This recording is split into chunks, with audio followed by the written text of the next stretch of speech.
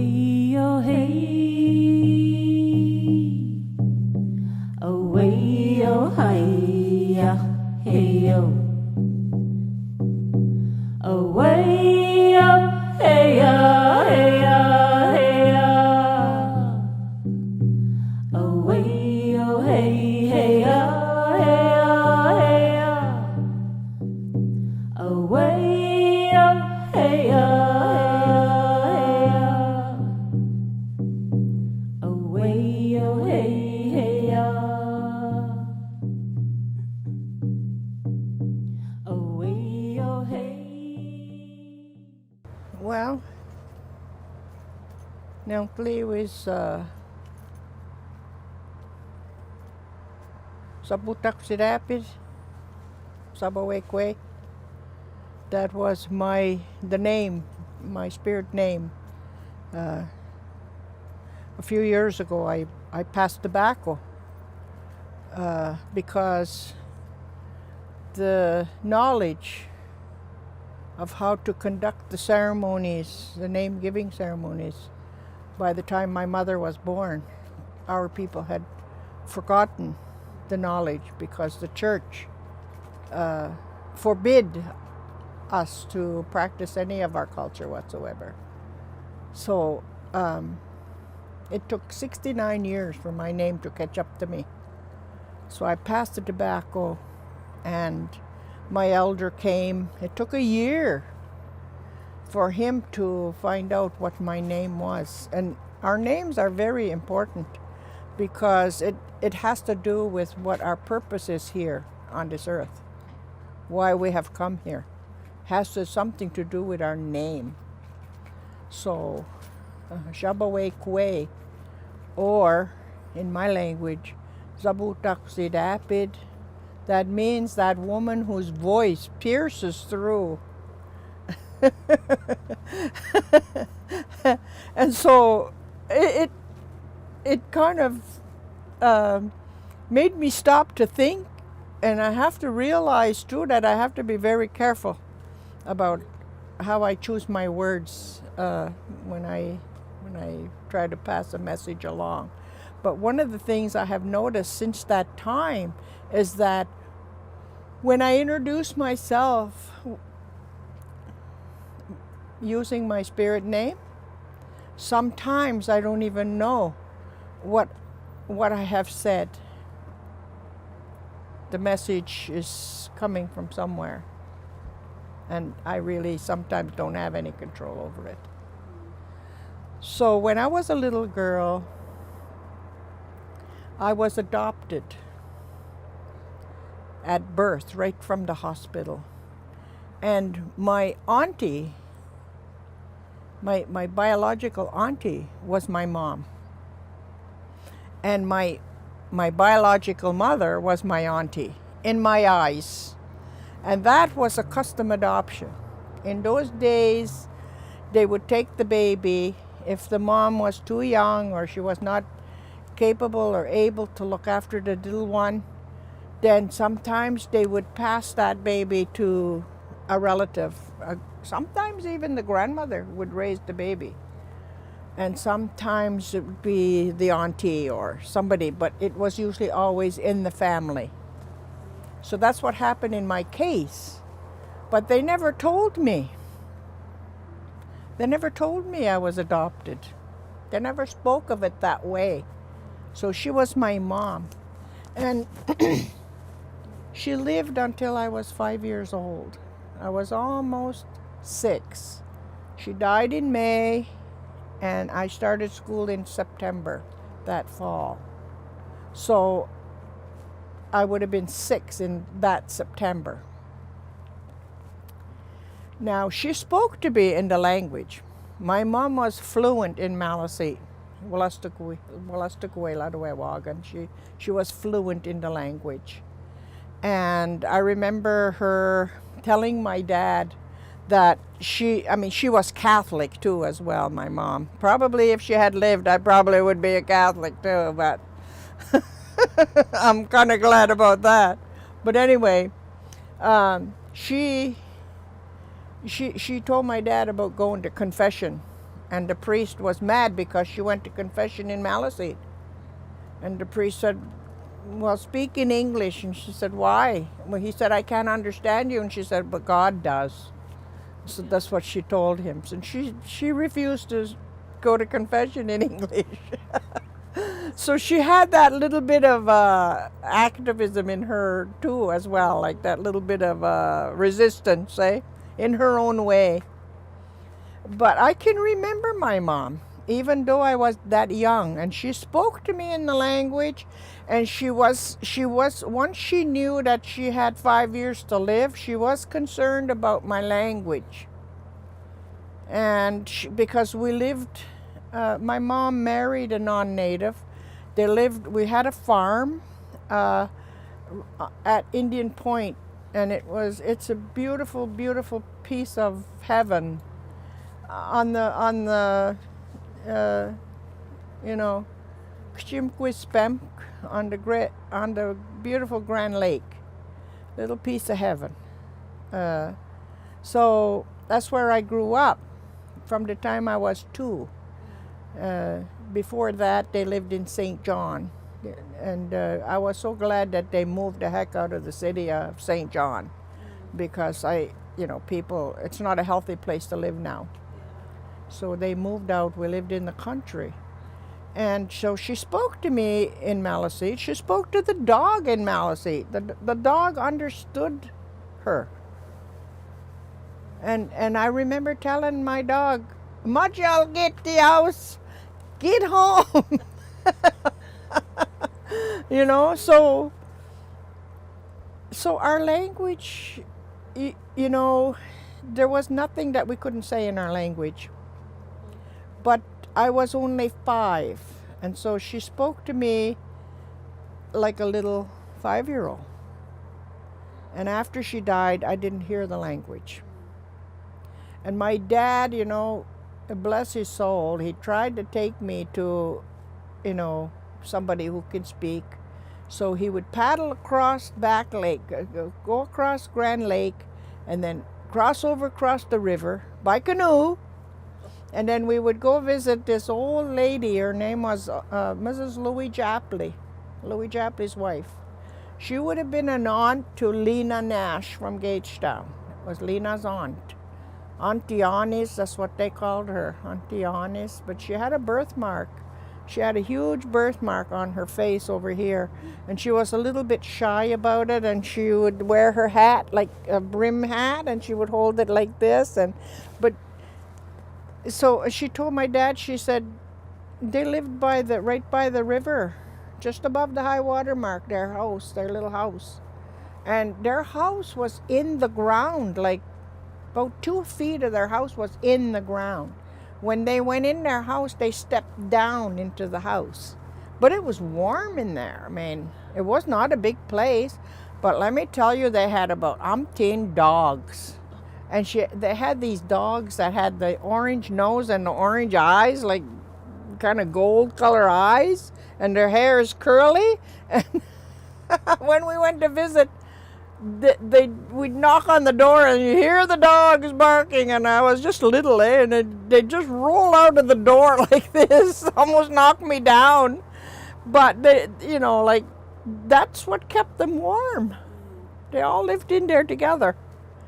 And there's so many stories. I have so many stories. I got to write a book, I am going to write a book. But, so he would take me there. And she made the most beautiful homemade donuts. They were like big ones like this. And she'd give me a glass of milk and a donut, a big, big donut, and talk to me in Maliseet. By the time I was 10 years old, she shook her head like this. She told my dad, she said, she's forgetting her language. By the time I was 10. And she was so sad. Like, that's what I remember of her. She was so sad. When she just shook her head like this, she told my dad, she said, she's forgetting her language. Yeah, because I didn't hear it. I never heard it. And what my mom spoke to me, it was baby, like talking baby talk. So for years, I always had this yearning that there was always something missing. And when I missed it the most was when I went into ceremony. And I heard the prayers and I heard the people praying in the language, and I wanted to speak to our ancestors in our language, but I couldn't. I tried, but I couldn't. So when they brought our language immersion program from St. Thomas, it was an outreach. It was an outreach to our community. I went to get a hold of my granddaughter, Tony, Tara's daughter, and I said, let's take it. Let's go. You and I. What do you do? You're not doing anything anyway. We might as well go do this. So she said, okay. And we took it 2 years of language together. And there was kind of like this competition between us. I said, I wasn't going to let her beat me on this. But it kept us on our toes. And when we finished at the top of our class. And the beauty of this program is the fact that in the afternoon we got to practice so many things like tanning hides. We didn't tan the moose hide because it was so hard, but we did tan the deer hides because we only had we were time constraint on us as a part of the class, but but I think the process is very, very similar. Maybe it just takes a little longer for the moose hide because it's thicker, eh?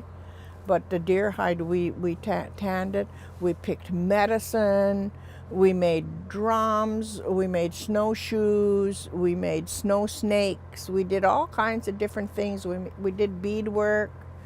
We made the little purses, little pouches. We did research into the Maliseet designs. So that was what I think made our language program unique.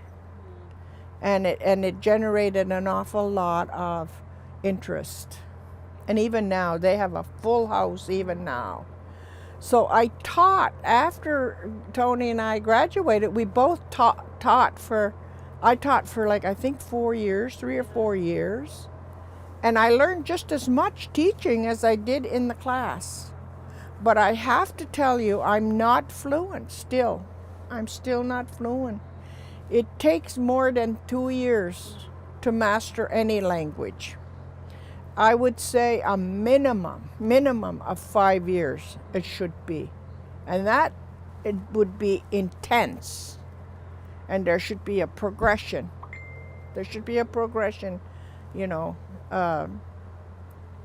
So that's the only recommendation I would say for this program that would improve the program is to have it longer, and have so that it ends up being Maliseet, conversational Maliseet. When you finish the program, you should be able to hold a conversation in the language. If the language program, this basically scratches the surface right now, because a person who is a non-speaker learns the language differently than someone who's a lifelong speaker. A lifelong speaker, they've had their whole entire life to learn the language. And there's no pressure, and there's no competition, and there's no, and you hear people speaking. That's how you learn it, by listening and by, chiming in with your, so that, but from the cradle till you're an adult. Well, a learner who's a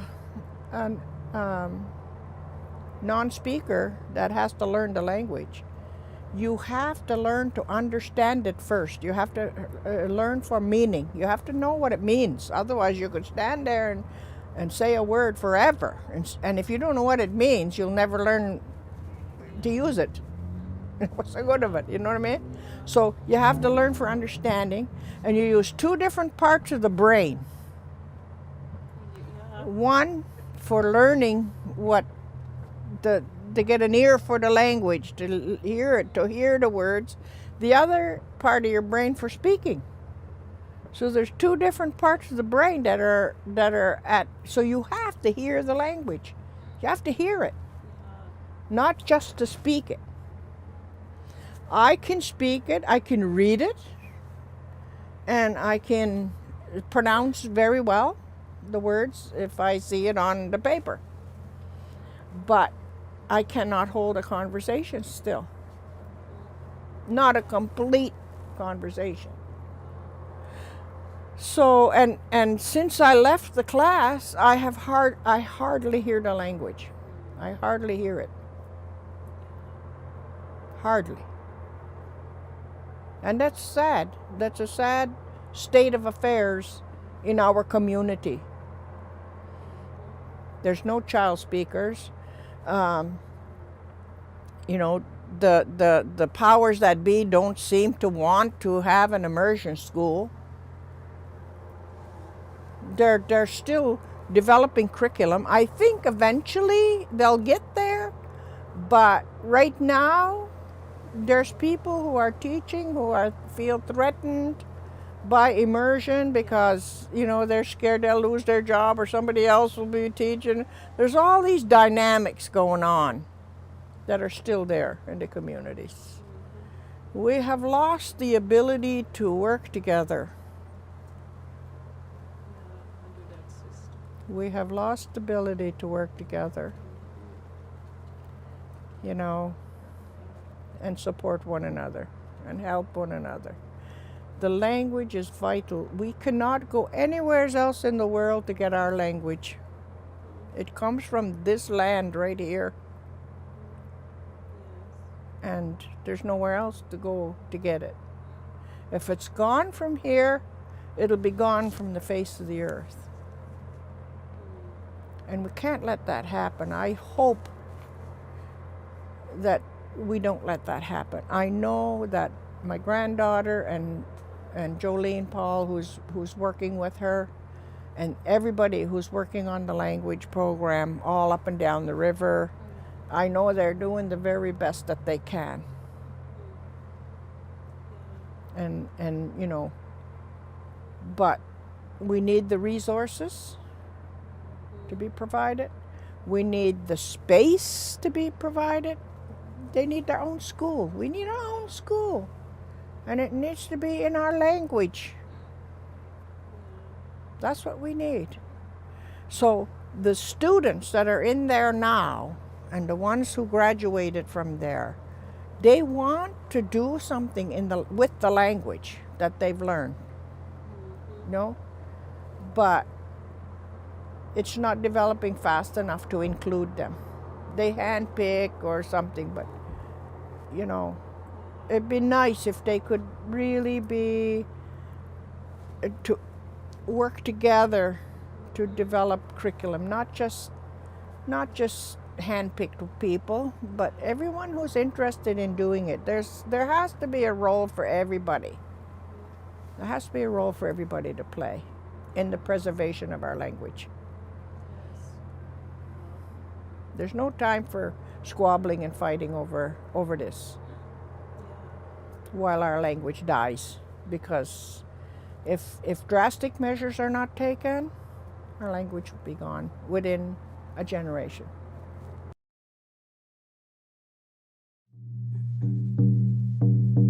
Away, oh hey.